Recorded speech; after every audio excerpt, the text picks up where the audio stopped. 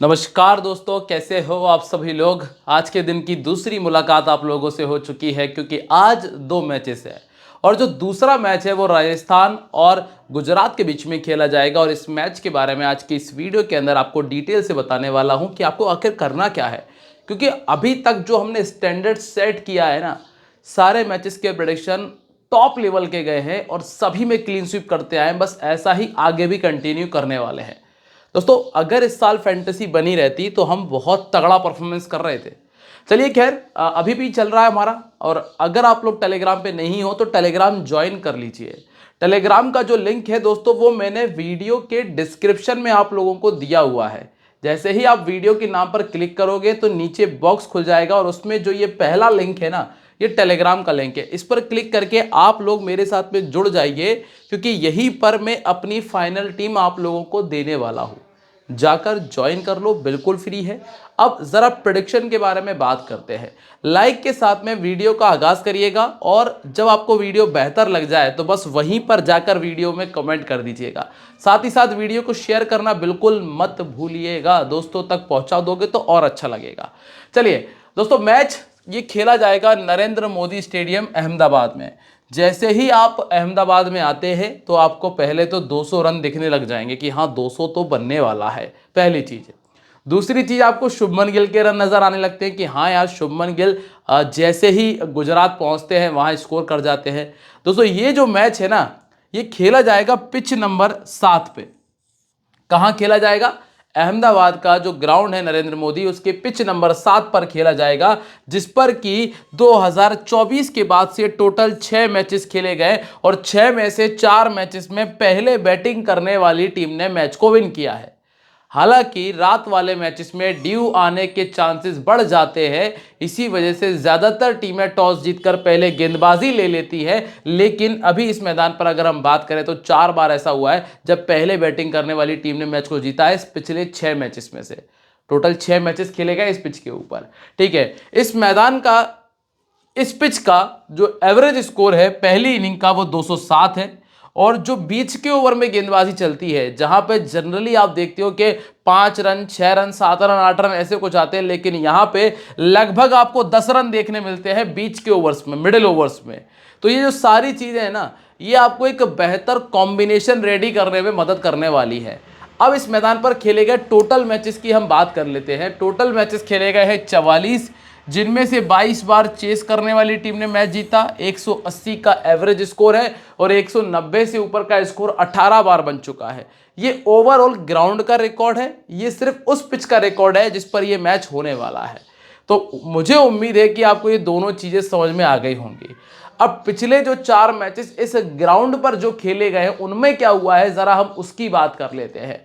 तो आप यहां पर देखें, आरसीबी ने 190 बनाया था, पंजाब ने 184 कर लिया। विराट कोहली ने 43 किया था, नंबर 3 पर बैटिंग कर रहे थे। इसके पहले नंबर 3 पर बैटिंग कर रहे थे तिलक वर्मा ने 44 का स्कोर किया। फिर आप यहां पर देखेंगे डिवॉल्ड ब्रेविस का स्कोर था 57 का, और ये नंबर 2 पर बैटिंग कर रहे थे मार्श, जिन्होंने शतक लगाया। कुल मिलाकर ऊपर से स्कोर आ गया, ऊपर से स्कोर आया है। लेकिन एक कमाल की चीज जो हमने देखी है वो ये कि पावर प्ले में ना आपको 1 विकेट देखने मिला है। कितने विकेट से? पावर प्ले में 1 ही विकेट आया है और रन जो बने हैं वो लगभग 60 रन के आसपास का स्कोर है। यहाँ पे 53 था और यहाँ पे 55 का स्कोर है।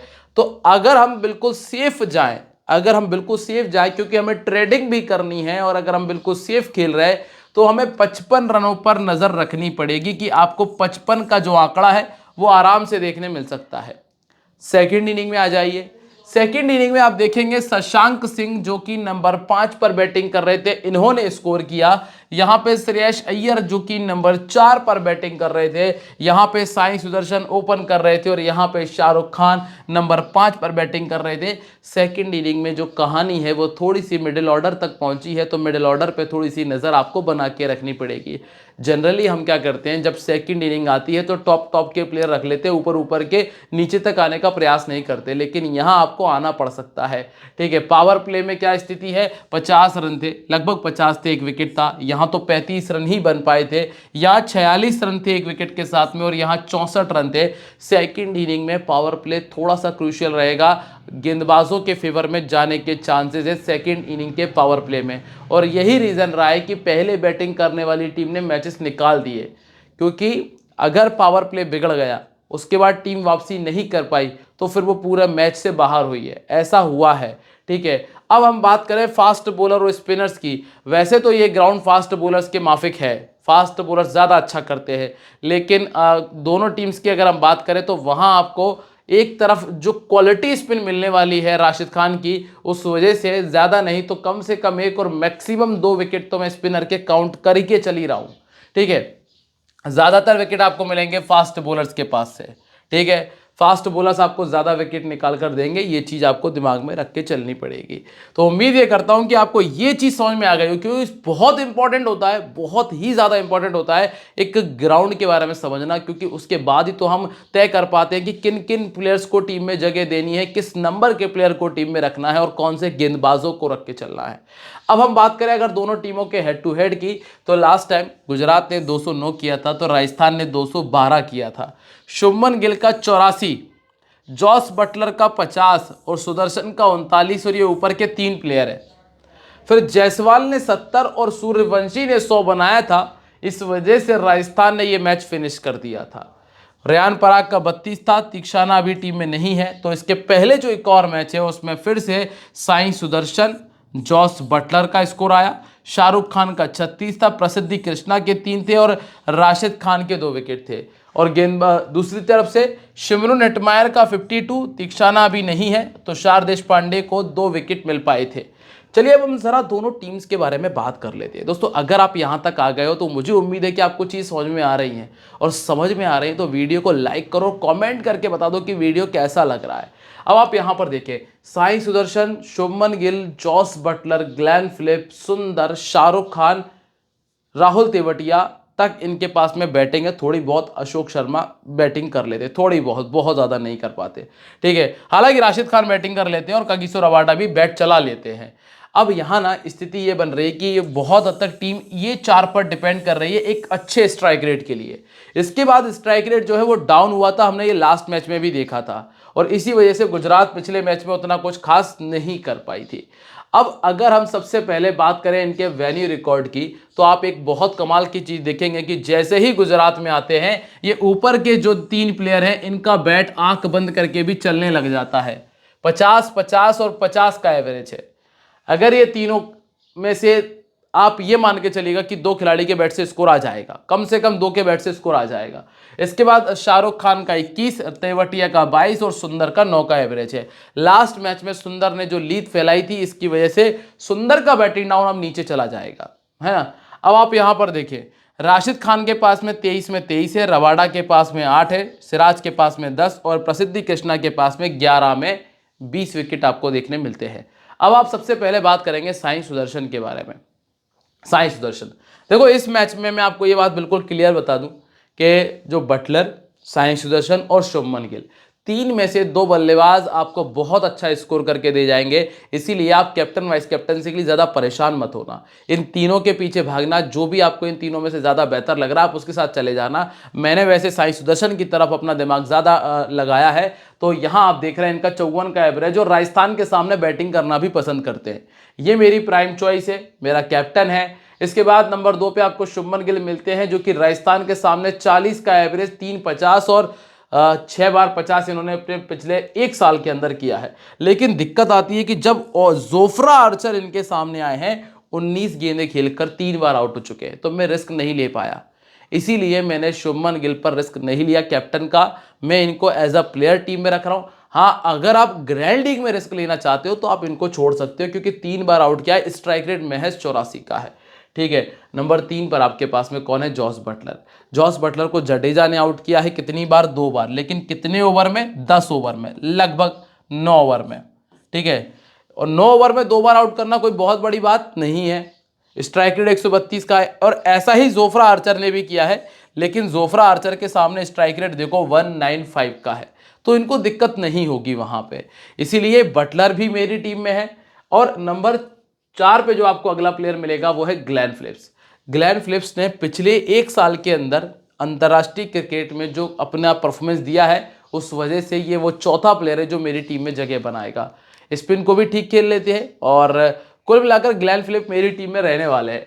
46 का बैटिंग एवरेज है। आप ये रिकॉर्ड मत देखो क्योंकि पुराना जो रिकॉर्ड था वो बहुत खराब था। पिछली सीरीज बहुत अच्छी गई है इंडिया के अंदर जो खेली गई थी। इसके बाद अगला नाम है वॉशिंगटन सुंदर।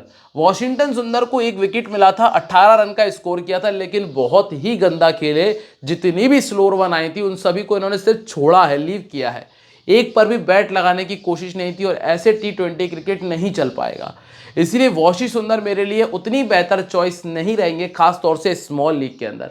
अगर आप ग्रैंड लीग की बात कर रहे हो तो ग्रैंड लीग में ये हो जाता है कि आप 3 ओवर डालोगे, आप नंबर 5 या नंबर 6 पर बैटिंग कर लोगे तो आपके फायदे मिल जाते हैं। ठीक है, राइट आर्म ऑफ स्पिन और लेग स्पिनर इनको दिक्कत देगा। सामने वाली टीम में बिश्नोई है। इसके बाद अगला नाम है शाहरुख खान। ये लड़का आपके लिए पंटर का काम कर जाएगा अगर इसका इस्तेमाल थोड़ा सा ऊपर हो जाए। ऊपर से मतलब बस सिर्फ इतना हो जाए कि वॉशिंगटन सुंदर के स्थान पर इनका इस्तेमाल हो गया तो ये आपको अच्छा करके दे जाएगा। इस खिलाड़ी पे आप अपना ग्रैंड लीग में खास तौर से रिस्क लीजिएगा। स्मॉल लीग में उतनी अच्छी चॉइस नहीं कहूंगा, शायद उतनी बैटिंग करने ना मिले, लेकिन जीएल में जरूर ट्राई करना। इसके बाद अगला नाम है राहुल तेवतिया। पिछले मैच में बहुत स्ट्रगल था, इनको छोड़ के ही जा रहा हूं। अब आप आइए अशोक शर्मा पे। अशोक शर्मा 1 पारी 1 विकेट है, अच्छा पेस था लेकिन उतना कुछ खास रहा नहीं। राशिद खान कम से कम 1 और मैक्सिमम आपको 2 विकेट देने वाले हैं। कितने? कम से कम 1 और मैक्सिमम 2 विकेट, इसीलिए ये मेरी टीम में है। फिर इसके बाद अगला 10वां नाम है कगिसो रबाडा का। ये भी लगभग आपको 1 विकेट निकाल कर दे जाएंगे और इनका दोनों इनिंग्स में लगभग एवरेज परफॉर्मेंस है क्योंकि पिछला 1 साल इतना अच्छा नहीं किया जितना अच्छा परफॉर्मेंस इन्होंने राजस्थान के सामने किया है। फिर इसके बाद है सिराज। सिराज राजस्थान के सामने ज़्यादा विकेट नहीं निकाल पाए, इसीलिए मैंने अभी इनको टीम में नहीं रखा है और पिछले 1 साल में 37 विकेट है। हाँ, पर यह है कि सिराज सूर्यवंशी को आउट कर देंगे। जी हाँ, सिराज वैभव सूर्यवंशी का विकेट निकालकर आपको दे जाएंगे, ये मेरा प्रेडिक्शन है। ठीक है, अब इसके बाद अगला नाम है प्रसिद्धि कृष्णा का। 16 में 28 विकेट, पिछले मैच में वापसी कराने वाला प्लेयर था। Last year highest wicket taker था। तो कुल मिलाकर प्रसिद्धि कृष्णा टीम में रहने वाला है मेरी। अब हम बात करेंगे यहाँ से राजस्थान के बारे में। राजस्थान के पास में भी ने बहुत तगड़ी बैटिंग नहीं है, ये 2 प्लेयर है। इसके बाद फिर आपका जो है स्ट्राइक रेट डाउन जाएगा जुरेल से। फिर आप रेयान पराग का इस्तेमाल करके बढ़ाने की कोशिश करोगे, हिटमायर से बढ़ाओगे, लेकिन यहाँ आकर हिटमायर भी आपके लिए उतने इंपॉर्टेंट नहीं है। हिटमायर का इस्तेमाल वर्ल्ड कप में नंबर 3 पर हुआ था, ये चीज़ आपको देखनी पड़ेगी। और यहाँ पे इस्तेमाल नंबर 5 पर होगा और नंबर 5 के हिसाब से उतने बेहतर ऑप्शन नहीं है ये। ठीक है, गेंदबाजी में इनके पास में लाइन भरी हुई है। जडेजा, बर्गर, आचार, ब्रजेश शर्मा, रवि बिश्नोई और संदीप शर्मा, सारे गेंदबाज बेहतर हैं देखा जाए तो, जो कि अंतर्राष्ट्रीय खेल चुके हैं, सिर्फ एक ब्रजेश शर्मा को छोड़कर। अब आप यहाँ पे इनका रिकॉर्ड देखें। जायसवाल का रिकॉर्ड बहुत गंदा है इस मैदान पे। रेयान पराग का रिकॉर्ड भी गंदा है। यहाँ अच्छा रिकॉर्ड है शिमरून का, जिनके पास 70 का एवरेज और 3 बार 50 से ऊपर का स्कोर है। ध्रुव जुरैल 3 में 30, जडेजा 4 में 55 का स्कोर है। जडेजा ने 4 में 4 विकेट निकाले हैं, रवि बिश्नोई ने 4 में 2 और संदीप शर्मा ने 3 में 4 विकेट निकाले हुए हैं। अब पहला नाम है जायसवाल का। जायसवाल आपको ज़्यादातर मैचेस में स्कोर करके देंगे। बहुत सिंसियर क्रिकेट खेल रहे हैं, बहुत सिंसियरली क्रिकेट खेल रहे हैं। तो जायसवाल के बैट से स्कोर आएगा, चाहे आप पहली इनिंग कर लो या सेकंड इनिंग, कम से कम 25 का आंकड़ा पार करने वाले हैं। नंबर 2 पे आपको मिलते हैं वैभव सूर्यवंशी, जो कि इस मैच में फ्लॉप होने के बहुत हाई चांसेस हैं। अब ऐसा मैंने कोई देखो तुक्के लगाने से नहीं कहा है, थोड़ा सा सिराज के साथ आपको बैटल देखने मिलेगा। सिराज की गेंद हल्की सी बाहर की तरफ जाती है और वैभव सूर्यवंशी का एज लगकर स्लिप में जाने के चांसेस थोड़े से ज़्यादा मुझे नजर आते हैं। तो वैभव सूर्यवंशी वर्सेस मोहम्मद सिराज आपको देखने मिल जाएगा। 38 का बैटिंग एवरेज है इनका हाल फिलहाल में। वैसे तो स्मॉल लीग में है, पर मैं इनको कैप्टन वाइस कैप्टन नहीं बना रहा हूँ क्योंकि बहुत सारे लोग पीछे पड़े हैं। इसके बाद नंबर 3 पे है ध्रुव जुरैल। अब टीम पहले बैटिंग करेगी ना तो सिंगल दुक्की से स्कोर बना देंगे, सेकंड इनिंग में भी वही स्थिति रहेगी, लेकिन अगर बड़े स्कोर की तरफ जाना है तो विकेट आएगा। तो पहले बैटिंग में भी छोड़ दूंगा, सेकंड बैटिंग में भी ऑलमोस्ट छोड़ दूंगा, क्योंकि ध्रुव जुरैल मेरे लिए उतने इंपॉर्टेंट पिक नहीं है। 4 बार 50 किया है। राशिद खान लेग स्पिनर, जो कि इनको आउट कर सकते हैं। नंबर 4 पर आपको मिलते हैं रेयान पराग। अब आपके पास में यहाँ एक ऑप्शन बनेगा कि आप रेयान पराग को रखोगे या फिर शिमरून को रखोगे। अगर टीम पहले बैटिंग कर रही है तो एक बार मैं सोच रहा हूं कि मैं रियान पराग को टीम में रख लूं, क्योंकि इनका लगभग 72 का बैटिंग एवरेज है, 2 बार 50 है। गेंदबाजी एक आधे को ओवर डाल सकते हैं अगर आवश्यकता लगी तो। बाकी गुजरात के सामने 26 का एवरेज और एक 50 किया है। लेकिन अगर आप शिमरून की तरफ देखेंगे, जिन्होंने पिछले अपने वर्ल्ड कप के अंदर बहुत ही कमाल का परफॉर्मेंस किया है, बस अंतर था तो बैटिंग ऑर्डर का, लेकिन फिर भी फॉर्म तो फॉर्म है। तो इसीलिए आप चाहो तो ये रिस्क ले सकते हो। शिमरून हेटमायर को आप इस स्मॉल लीग में भी ट्राई कर सकते हो, ये ध्यान रखिएगा, बहुत ही इंपॉर्टेंट है। शिमरून हेटमायर आपके स्मॉल लीग के लिए भी एक अच्छा ऑप्शन है।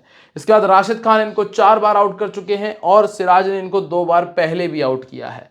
फिर इसके बाद डी फेरारिया, यहां पर आपको ज्यादा दिमाग नहीं लगाना है, डी फेरारिया को छोड़ रहा हूं राशिद खान के लिए।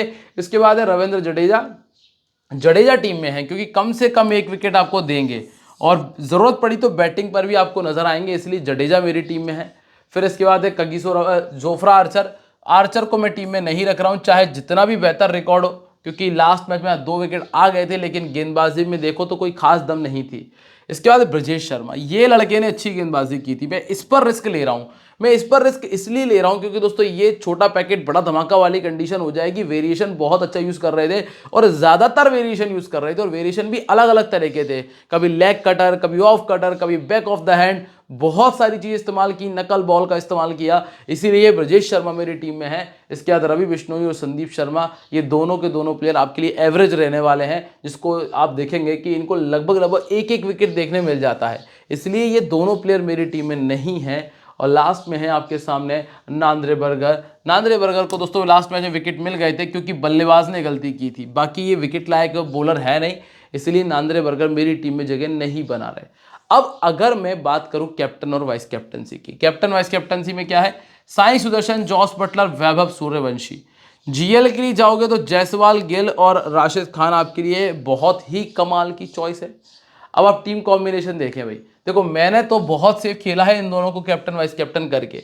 नंबर 3 पे मेरे जायसवाल हैं, सूर्यवंशी हैं, जडेजा हैं, पराग हैं, ग्लेन फिलिप हैं, गिल हैं। इसके बाद प्रसिद्धि कृष्णा, राशिद खान और ब्रजेश शर्मा को मैंने टीम में रखा हुआ है। वैसे तो दोस्तों आप लोगों ने समझदार हो टेलीग्राम ज्वाइन कर लिया होगा, अगर नहीं किया है तो आप मिस कर दोगे। फाइनल टीम डिस्क्रिप्शन में लिंक है, जाकर ज्वाइन करो, फ्री है, तो तत्काल जाइए, जाकर ज्वाइन कर लीजिए।